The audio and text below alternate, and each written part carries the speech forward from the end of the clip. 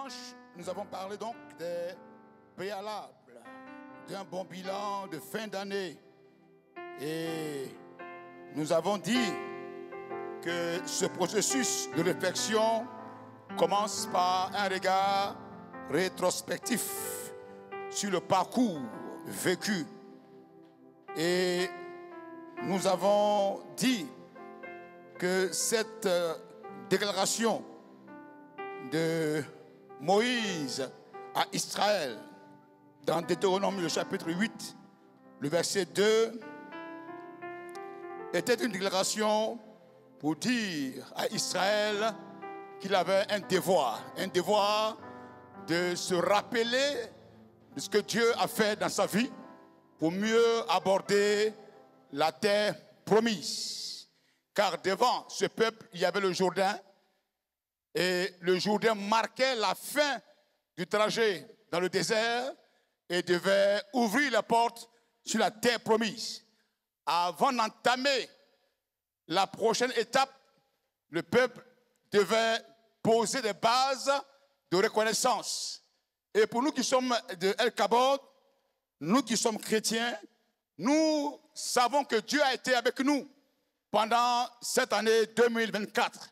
Nous sommes au dernier mois, avant d'enjamber l'année devant nous, avant de poser le pas en 2025, il faut nous arrêter un instant et être reconnaissant au Seigneur pour le bénir. Parce que Dieu est celui qui résiste aux orgueilleux, mais il fait grâce aux humbles. Le mot souvenir va au-delà du simple fait de se rappeler. Parce que dans le contexte hébraïque, le verbe zakar, qui veut dire se souvenir, veut dire réfléchir, mais aussi agir en conséquence. Se rappeler et agir, deux étapes. Il faut réfléchir, il faut se rappeler, mais il faut, à travers la réflexion, agir, prendre des décisions pour la marche à suivre. Et ce mot, on l'a dit, nous sommes de El Kabod, un peuple enseigné, un peuple qui est auprès du docteur de Bangouré, et ce sont les vérités qu'il a toujours rappelées. Et le verbe zakar est composé de 3 lettres, le zain, le kaf, le resh, dont la somme numérique ou la valeur numérique est égale à 227, 2 plus 2, 4, 4 plus 7, 11, 11 qui est le chiffre de la transition du pas encore. Et Dieu nous ouvre cette parenthèse de transition pour mettre en règle des choses dans nos cœurs. Nous sommes à une étape de transition. Bientôt, nous allons voir 2025, c'est le temps des bilans. Des bilans. Comment j'ai été? Ma relation avec autrui, ma vie à l'église, ma vie de prière, de consécration, mon zèle pour le Seigneur. Dois-je encore traîner les erreurs? Dois-je encore traîner les lacunes de 2024 en 2025? Dis non. Pas dis non. Dis non. Il faut un basculement, il faut un changement, il faut une repentance sincère. Il faut s'exposer à la lumière de Dieu et prendre des décisions qui pourront t'arranger dans la marche chrétienne. Alors, nous avons aussi dit qu'il fallait se poser des questions dans le domaine de la vie spirituelle privée, dans le domaine de notre vie d'église, dans le domaine de la mission et de l'évangélisation. Aujourd'hui, je voudrais aborder un autre sujet et parler du sujet suivant, le thème suivant. Souviens-toi du chemin parcouru. Toujours le texte de base, c'est Deutéronome chapitre 8, verset 2. Souviens-toi, on va se lever s'il vous plaît, chers frères et sœurs. Voulons saluer tous ceux qui nous suivent en ligne. Dieu est avec vous, ne craignez rien. Ensemble, nous allons aborder l'année 2025 par la grâce de Dieu.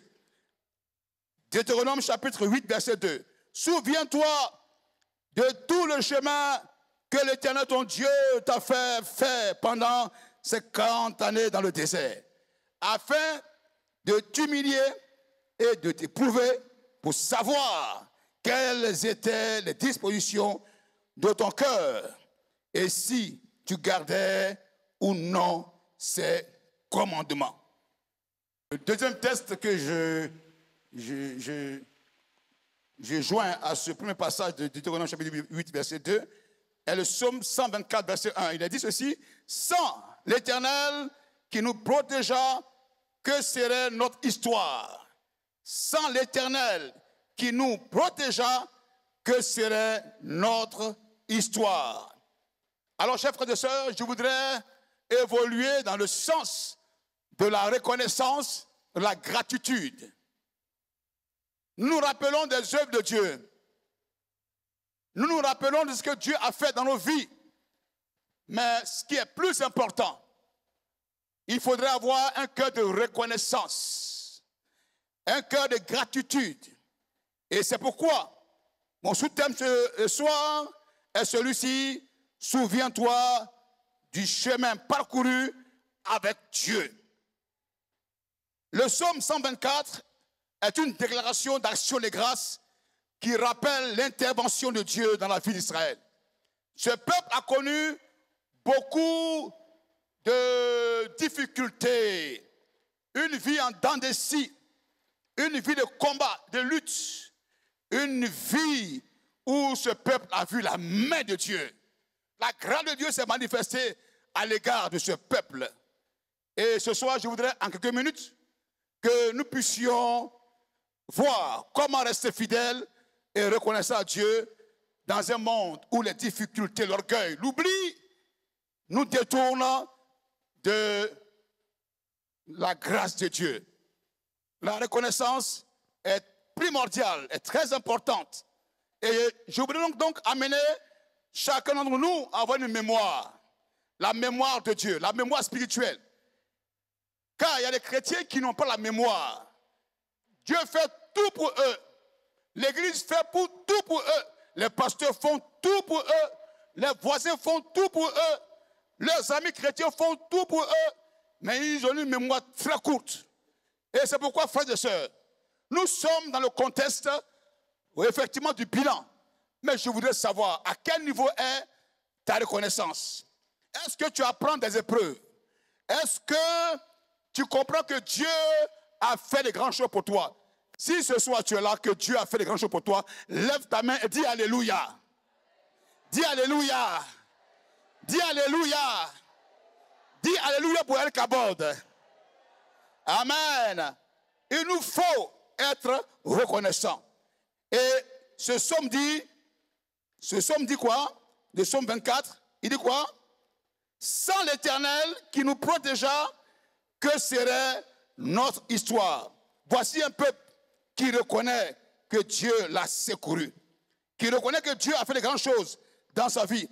Et nous allons ensemble voir à quelle occasion cette affirmation a eu son sens. Premièrement, dans le contexte de la sortie d'Égypte, dans Exode 14, devant la mer Rouge, ce peuple poursuivi par Pharaon, et face à cet obstacle qui est là, la mer Rouge, alors Dieu, par la bouche de Moïse, a dit à Israël: ne craignez rien, n'ayez pas peur.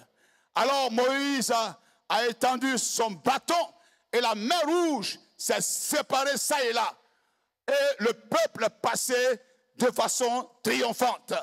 Je crois que dans ta vie, cette année 2024 a été une année où Dieu a manifesté sa puissance. Dieu a ouvert la mer Rouge d'une façon surnaturelle face à un problème de finances, un problème de santé. Tu as crié au Seigneur. Tu as dit: Seigneur, sauve-moi. Et Dieu n'a pas tardé. Il est venu. Il est venu à ton aide. Il est venu là devant toi. Et il a ouvert, il a brisé l'obstacle. Il a ôté la forteresse. Et aujourd'hui, te voici libéré. Te voici délié. Alors dis avec moi: Alléluia. Dis Alléluia. Dis quoi? Alléluia. Ne craignez rien. Restez en place. Regardez la délivrance que l'Éternel va vous accorder en ce jour. L'Éternel combattra pour vous. Ton Dieu a combattu pour toi. Ton Dieu s'est mis en avant pour toi et il t'a sécurisé. Sans l'Éternel, ils auraient péri face aux Égyptiens. Et c'est pourquoi ce peuple a dit, sans l'Éternel, nous aurions été détruits par les Égyptiens. Dis avec moi, sans l'Éternel. Dis sans l'Éternel, nous aurions été détruits par les Égyptiens. Amen. Deuxième situation où cette affirmation, cette déclaration est vraie, c'est la traversée du désert. Pendant 40 ans, Israël a été protégé par Dieu contre les serpents brûlants, la faim, la soif. Et Dieu a pourvu aux besoins de son peuple par des miracles, la manne, l'eau du rocher. Et Dieu a été fidèle.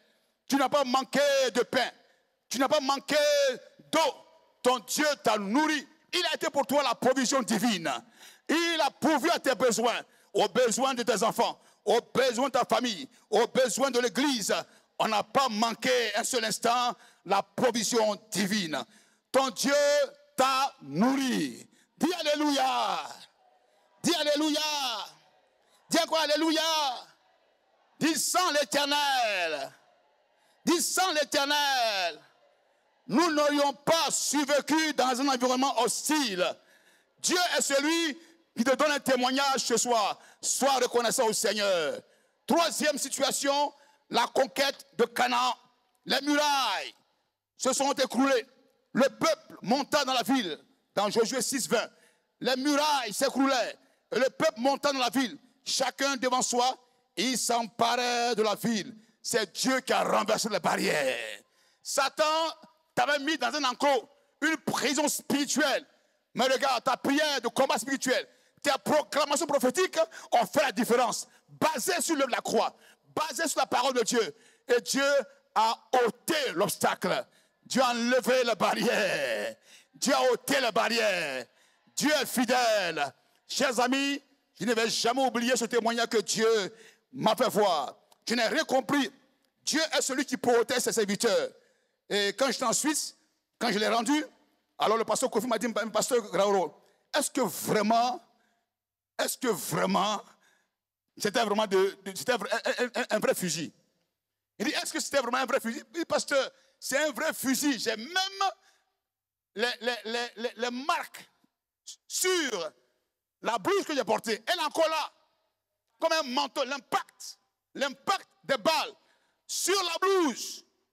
Et ces balles ont transpercé la blouse de l'extérieur. La balle a touché l'intérieur. Mais ce que je sais, c'est que je ne sais pas où les balles sont parties. Dieu a été pour moi un bouclier ferme. Non pas à moi la gloire, mais à Dieu. Car ce témoignage a servi de tremplin pour l'action missionnaire, l'évangélisation et le salut de plusieurs personnes. Sans l'Éternel, le peuple que nous sommes, effectivement, nous serions détruits par le diable. Mais Satan ne pourra pas. Il ne pourra pas. Il ne pourra pas. Les démons ne pourront pas. Ils ne pourront pas t'avaler. Ils ne pourront pas te combattre. Ton Dieu est plus que vainqueur. Ton Rédempteur est plus que vainqueur. Tu ne mourras pas en cette année 2024. Tu verras 2025. Dieu l'a déclaré et Dieu le fera. Dis Alléluia. Dis Alléluia. Sans l'Éternel qui nous protégea, que serait notre histoire? Tu as une grande histoire. Une histoire que tu vas écrire avec Dieu. Écrire avec tes enfants pour rester comme des marques. Chers frères et sœurs, je voudrais atterrir. Parce que ce soir, je veux amener le peuple à remercier le Seigneur, à bénir le Seigneur, à dire, Seigneur, sans toi, j'aurais été une risée, la risée de mes ennemis. Sans toi, Seigneur, j'aurais péri dans un accident. Sans toi, Seigneur, les hommes se moqueraient de moi. Sans toi, Seigneur, mes collègues allaient me prendre comme un témoignage. Ils vont se moquer de moi, mais personne ne pourra se moquer de toi. Personne ne pourra se moquer de toi. L'Éternel est ton berger. Il est celui qui veille sur ta vie. Il est ton protecteur. Il est ta délivrance. Il est celui qui te sécurise à gauche, à droite. Il est celui qui marche devant toi. Alléluia. Alléluia. Ton Dieu est vivant. Oui, ce psaume 124, verset 1, trouve sa raison dans ton témoignage. La délivrance de Gédéon, dans Juge 7, Dieu va seulement utiliser 300 personnes pour combattre l'armée madianite. Et Dieu a dit à Gédéon, le peuple que tu as avec toi est trop peu nombreux pour que je lie Madian entre ses mains, car Israël pourrait en tirer gloire contre moi et dire, c'est ma main qui m'a délivré. L'homme ne peut pas de lui-même apporter sa propre délivrance. Il faut l'intervention de Dieu, l'intervention divine. Israël a reconnu que sans Dieu, leur victoire aurait été impossible. Nous sommes témoins que 2024 a été une année d'épreuve, une année de lutte, une année de douleur. Mais El-Kabod n'a pas manqué de l'appui de Dieu. Frères, ensemble, ce soir, ouvrons nos bouches et disons au Seigneur merci pour le mois de janvier, février, mars, avril, mai, juin, juillet, août, septembre, octobre, novembre, ce mois de décembre. Seigneur, tu nous donnes l'occasion de te dire merci. En nous rappelant, nous nous souvenons des grandes actions que tu as menées pour nous. Tu as conduit nos pas, les diverses familles, les grands défis, les grandes réformes qui ont eu lieu. Dieu était avec nous, c'est pourquoi nous sommes dans la joie. Nous sommes dans la joie. J'aimerais, frères et sœurs, rappeler une pensée que j'ai relevée. J'ai relevé sur un livre que j'ai vu en Suisse. Et c'est la pensée de Jean Calvin, ce grand réformateur. Il dit ceci, la mémoire de la grâce passée, la mémoire de la grâce passée est le carburant de la foi future. La mémoire de la grâce passée est le carburant de la foi future. Quand tu n'as pas la capacité de rappeler à Dieu ce qu'il a fait pour toi en termes de grâce, tu es vide. Ta vie est sans forme. Parce que Dieu récompense les hommes et les femmes pleins de gratitude, de reconnaissance. Un homme qui est ingrat, il n'est même pas bon pour la société. Les païens veulent des personnes reconnaissantes. Mais quand tu peux dire à Dieu ce qu'il a fait pour toi et que tout le temps tu lèves le coup de poing contre Dieu, Seigneur, voilà, bientôt l'année va finir et je n'ai même pas un garçon, je n'ai pas fiancé, je n'ai pas d'enfant, mais tu es ingrat. Chère soeur, cher frère, tu es ingrat. Il n'y a pas seulement que le pain ou l'eau ou bien les enfants. La santé que tu as est une bénédiction de la part du Seigneur. Soyons sincères et reconnaissants au Seigneur. Il y a des choses que tu as que d'autres n'ont pas. Dis merci au Seigneur pour cela. Il y a des choses que tu vis à travers lesquelles tu es ou que tu vis ou que tu as comme abondance, comme grâce que d'autres n'ont pas. Dis merci à Dieu pour cela. El-Kabod, nous sommes appelés, tout en nous rappelant, d'avoir un cœur de gratitude. Gratitude pour l'église d'El-Kabod.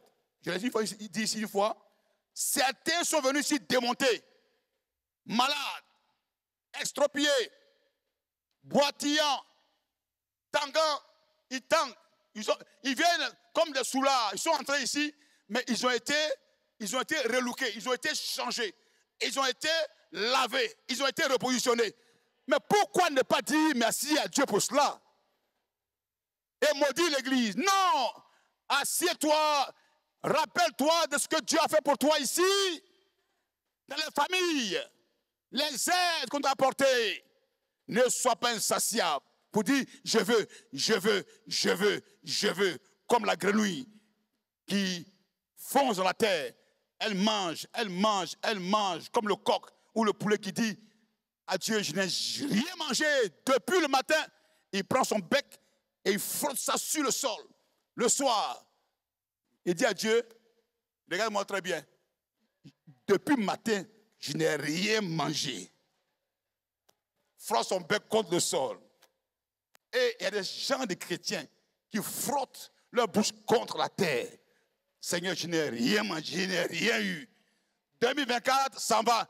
Tu ne m'as pas béni. Mais regarde en arrière. Regarde en arrière. Regarde 2 ans en arrière. Regarde 3 ans en arrière. Comment tu étais. Regarde. Ce soir, je te ramène ta photo il y a 10 ans. Je te ramène ton image il y a 10 ans en arrière. Regarde en arrière. Regarde en arrière. 10 ans en arrière. 5 ans en arrière. Où tu étais. Prenez souvent vos photos, votre album, et puis fouillez. Et puis regardez. Rappelle-toi, souviens-toi de ce que Dieu a fait pour toi. Que Dieu nous bénisse.